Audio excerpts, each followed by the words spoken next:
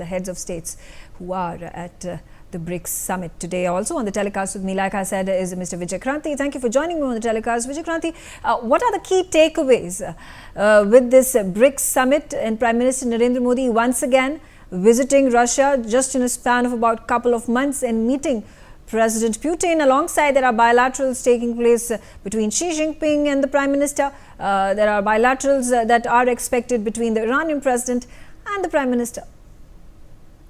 I think the biggest takeaway from this BRICS for India is that Prime Minister Modi has, like so many times, once again established that India has an important role to play, and especially now when the host, Russia, is in a direct war, a very serious war with Ukraine, and the entire Western lobby is standing by Ukraine. World needs some kind of respite, some kind of efforts need to be made that this war cools down and doesn't escalate into a larger one, especially seeing what is happening between Israel and the other surrounding countries. Mr. Modi has already established his own role among these communities, and luckily we note that all powers, including America, are recognizing that India can play an important role in cooling down the situation. So I think in BRICS, when Modi is meeting with President Putin, with President of Iran, with Xi Jinping and many other important leaders, I think this BRICS may play, I would say, has a good chance to play some role in cooling down situation on the both war fronts. One is Russia, Ukraine, and the other is Israel and Gaza and those countries. Right. That is one point. And one more thing is about India-China agreement on de-escalation. I think here we should also realize that China is very good at optics of diplomacy.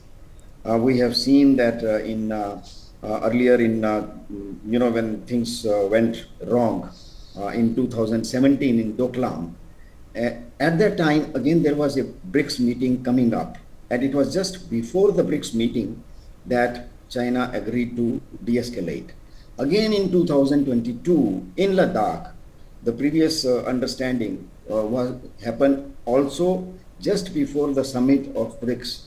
And now, 2024, we are seeing that again there is some de-escalation and initiative is from Chinese side. So I would say that Xi Jinping, number one, is very much worried about his own international image. That is why he has taken these kind of steps with India, which is a very important member of BRICS.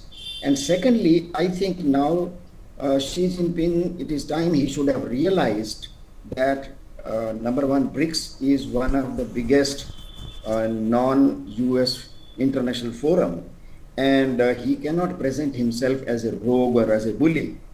So if he is serious about what the de-escalation has, there is discussion between India and China. If he is serious, I think that will help him also. If he is not serious, as already there are fears that China may have done it only for optics, so then I think it will be I don't think it will be an intelligent game on the part of Xi Jinping. He has to be serious. So another takeaway for India would be that BRICS gives a good chance, this 16th summit gives a good chance to Xi to prove that he is a serious leader, and the art of bullying and behaving as a rogue is now a thing of the past. So I think this is yet another takeaway for India. Okay, all right. Thank you, Mr. Vijay Kranti, for joining me on the telecast and sharing your views and visuals on your screens of that BRICS summit currently taking place, which is being addressed by President Putin of Russia. And on that note, I slip into a short break. Thanks for watching.